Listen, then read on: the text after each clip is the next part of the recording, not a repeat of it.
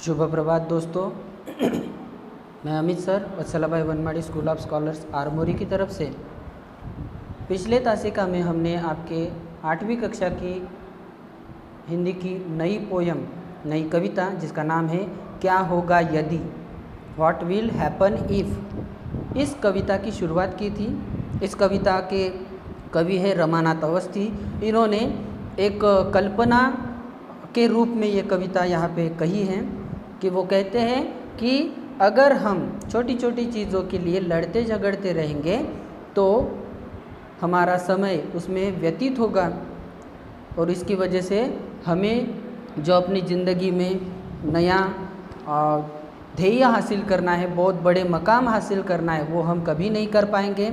इसलिए वो कहते हैं कि इस धरती के तो बंटवारे हम कर लेंगे, लेकिन इस विशाल महाकाय नीले आसमान का बंटवारा हम किस तरह से करेंगे।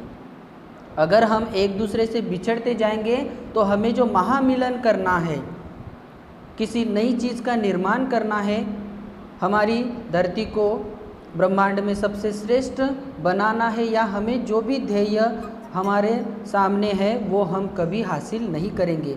मतलब एक दूसरे से हम बिछड़ते जाएंगे, लड़ते झगड़ते जाएंगे तो हमारा महामिलन कभी नहीं होगा। उन्होंने यहाँ पे गंगा यमुना दोनों पवित्र नदियों का उदाहरण दिया है कि ये नदियाँ जहाँ से उगती है तब वो अलग अलग दिखाई देती है।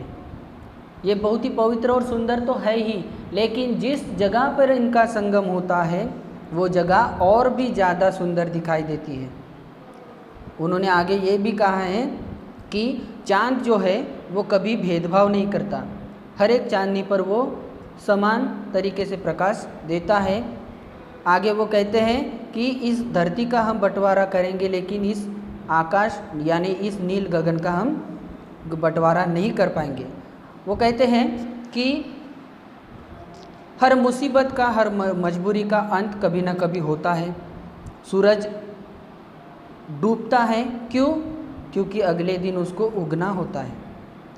हर नीचाई ऊंची लगती है मन की गहराई से। अगर हमारा मन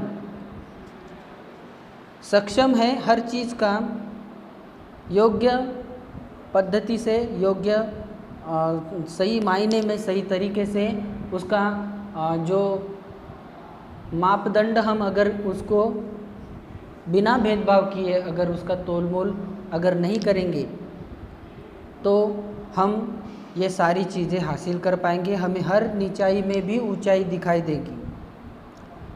और उन्होंने चंदन के पेड़ का भी उदाहरण दिया, जहरीले सांप का भी, कि चंदन की सुगंध हर इंसान को, हर प्राणी मात्र को उसी तरह से भाती है जिस तरह से उससे लिपटे हुए जहरीले सांप को उसकी सुगंध भाती है।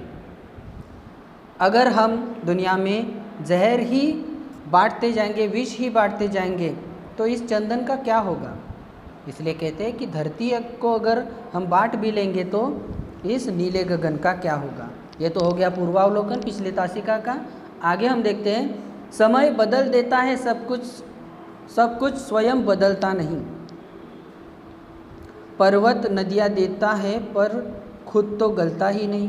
लेन देन होता है जिससे मुश्किल कुछ आसान हो, नाश न आए पास हमारे नया नया निर्माण हो। महानाश ही ध्येय रहा तो नए सृजन का क्या होगा। धरती तो बढ़ जाएगी पर नील गगन का क्या होगा। यहाँ पे कवि अतिशय सुंदर मार्मिक पद्धति से वो कहते हैं कि ये जो समय है वो सारी चीज़ें बदल देता है। पिछले तासिका में भी मैंने कहा कि कोई भी चीज़ कांस्टेंट नहीं रहती, बदलती रहती है। हमेशा सुख नहीं रहेगा या हमेशा दुख स्थिर नहीं रहेगा। ये जो समय है वो हर चीज़ को बदल देता है, लेकिन खुद कभी नहीं बदलता। जिस पर्वतों से नदियों का उगम होता है, जन्म होता है, वो आगे चलकर अपना हजारों लाखों किलोमीटर का प्रवास जो है वो मार्गस्थ करते हैं, चलती जाती है नदियाँ। लेकिन जिस पर्वत से उनका जन्म होता है वो पर्वत कभी नहीं गलता, कभी नहीं पिघलता।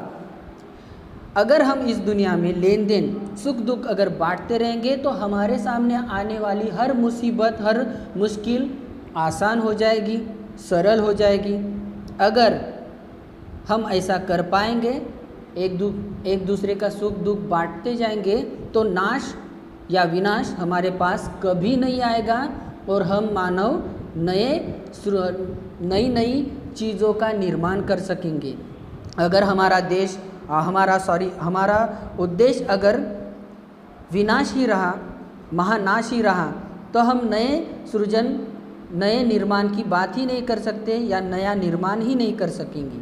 इसलिए कहते हैं कि धरती तो बढ़ जाएगी लेकिन नील गगन का क्या होगा। और एक बार देखते हैं हम कि कितना भी बुरा समय हमारे सामने आएगा या जीवन में भयानक कठिनाइयाँ आएंगी, किंतु समय जो है वो सब कुछ बदलने में माहिर है, सक्षम है। जैसे पर्वतों से नदियाँ तो उत्पन्न होती है, उनका जन्म होता है, किंतु पर्वत वैसे के वैसे ही स्थिर रहता है, वो कभी पिघलता नहीं, वो कभी गलता नहीं। ऐसे में हमें भी नई चीज़ों का, नए विचारों को अपनाना होगा, तभी हम नवनिर्माण हमारे हाथों से संभव होगा या नया निर्माण हम कर पाएंगे। आगे देखिए, लालच तो आंखों वाले को भी अंधा कर देता है, झूठे रंग दिखाकर हमसे सच्चे रंग ले लेता है। सागर का विश्वास मिले तो कुछ बूंदों का क्या रोना, मन का संयम बना रहे तो फिर माटी और सोना क्या। मन की रंगत उड़ जाने पर खाली तन का क्या होगा, धरती तो बढ़ जाएगी पर नील गगन का क्या होगा। बहुत ही सुंदर शब्दों में उन्होंने यहाँ पे कहा है कि कोई भी चीज़ का लालच जो है, किसी भी चीज़ का लालच जो है वो आँखों वाले को भी अंधा बना देता है, क्योंकि शुरू में ये जो लालच है वो अलग अलग प्रकार के रंग दिखाकर हमको आकर्षित करता है और हमसे हमारे अंदर के जो सच्चे रंग है, ओरिजिनलिटी जो है वो हमसे छीन लेता है। अगर सागर का विश्वास मिले तो कुछ बूंदों का क्या रोना, अगर हमें पूरा का पूरा सागर मिल रहा है तो हम कुछ बूंदों के लिए क्यों रोएंगे। अगर हमारा मन संयम बना रहेगा हमारे मन के अंदर, तो फिर हमारे लिए माटी क्या और सोना भी क्या, उसमें कोई फर्क नहीं होगा। अगर हमारे मन की रंगत उड़ जाएगी तो हमारा शरीर एकदम खाली खाली हो जाएगा, हमारा तन एकदम खाली खाली हो जाएगा। अगर हमारे मन की रंगत ही उड़ जाएंगी तो हमारे इस खाली तन का, खाली शरीर का हम क्या करेंगे।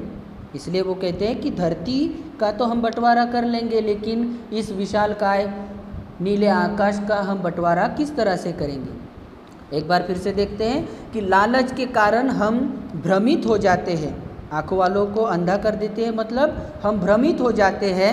बुराइयाँ हमें भाने लगती है, हमको लुभाने लगती है।